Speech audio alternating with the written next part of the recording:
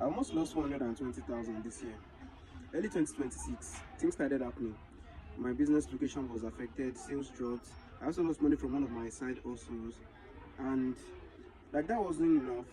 Someone also collected 120,000 from me to give me a space that I was going to build on, and he collected the money. He didn't give me the space, and he wasn't willing to refund me. And I needed that space because I wanted to like expand my business.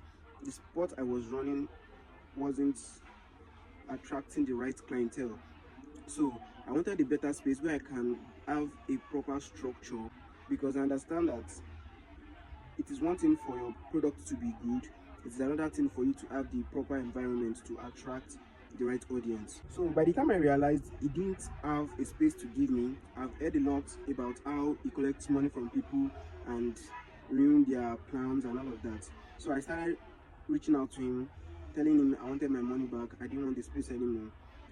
Within a short period of time, he blocked me. I started reaching him through WhatsApp. He wasn't picking my call. I tried and tried calling. He stopped speaking, he stopped responding to me. At first, I was overwhelmed with the emotion of anger. I was also furious. I was filled with rage.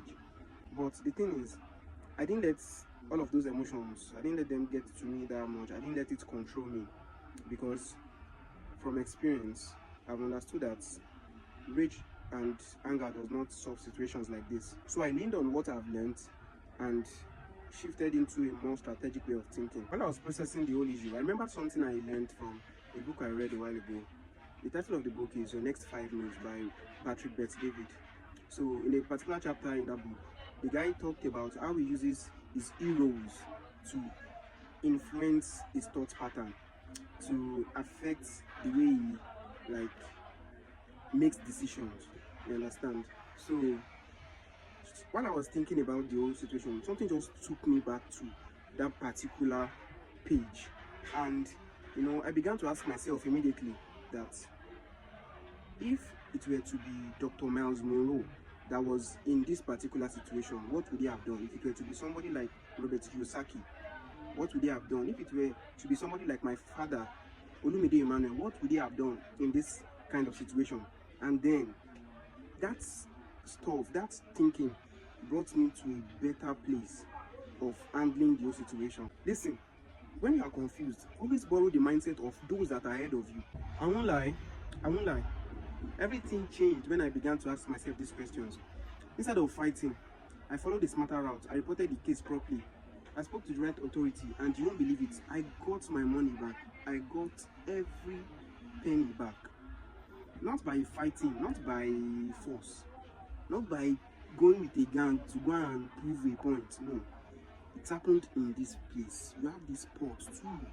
A lot of people are trying to build businesses, but they are not building their minds. If you don't learn from people who are ahead of you in your industry, you will keep solving problems the hard way.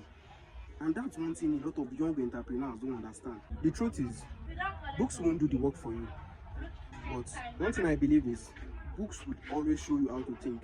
And sometimes the way you think is the difference between loss and recovery. Build your business, but more importantly, build your mind.